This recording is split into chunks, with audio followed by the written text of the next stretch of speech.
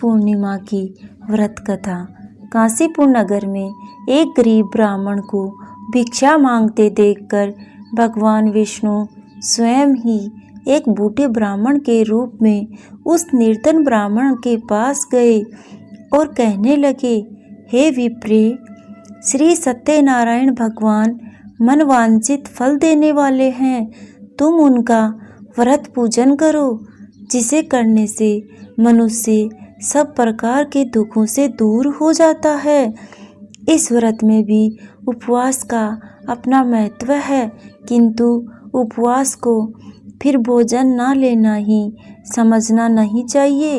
उपवास के समय अपने मन में ये धारणा होनी चाहिए कि आज श्री सत्यनारायण भगवान हमारे पास विराजमान हैं।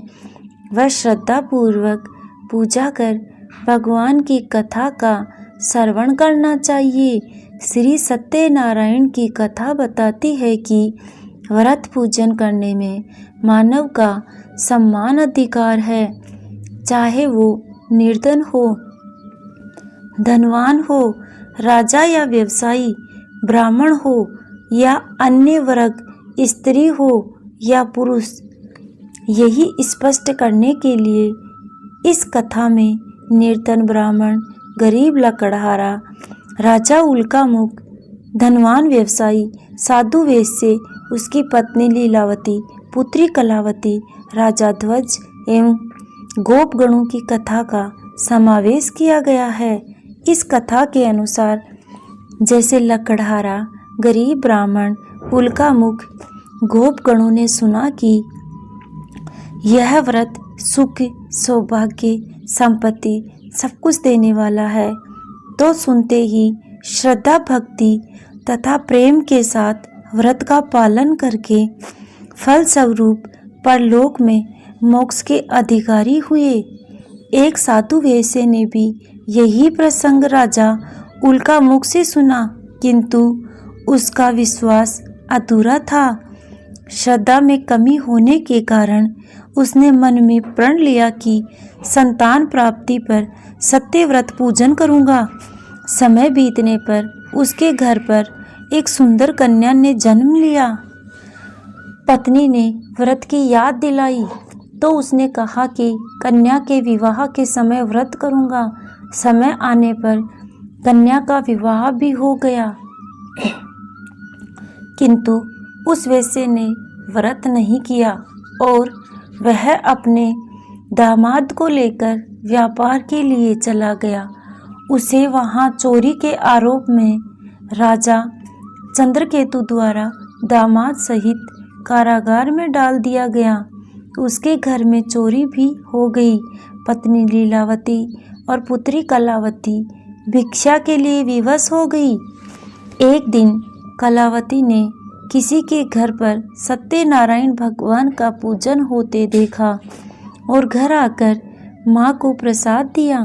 तब माँ ने अगले दिन श्रद्धा से व्रत पूजन कर भगवान से पति और दामाद के शीघ्र आने का वरदान मांगा। श्री हरि प्रसन्न हो गए और सौवन में राजा को कह दिया कि उन दोनों बंदियों को छोड़ दें, क्योंकि वह निर्दोष हैं। राजा ने अगली सुबह धन धान्य से विदा किया। घर आकर पूर्णिमा के दिन सत्यनारायण भगवान का व्रत करता रहा। परिणाम स्वरूप उसने सांसारिक सुख भोग कर मोक्ष को प्राप्त किया।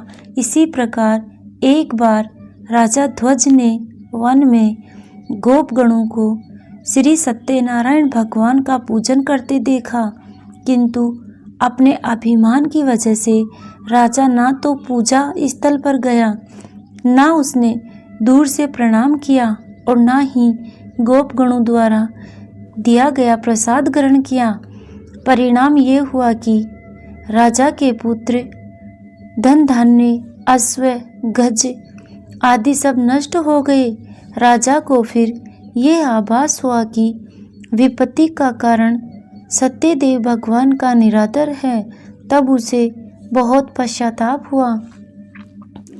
वह तुरंत वन में गया और गोपगणों को बुलाकर उसने सत्यनारायण व्रत की पूजा विधि पूछी और बाद में पूजा की। फिर उसने प्रसाद ग्रहण किया तथा घर वापस आया। उसने देखा कि विपत्ति टल गई और उसकी सारी संपत्ति व धन सुरक्षित हो गए। राजा प्रसन्न हो गया। तो ये थी पौष पूर्णिमा की कथा। आप सभी भक्तों को ये कथा कैसी लगी? अच्छी लगी हो तो कमेंट में जय श्रीमन्नारायण लिखना ना भूले। धन्यवाद।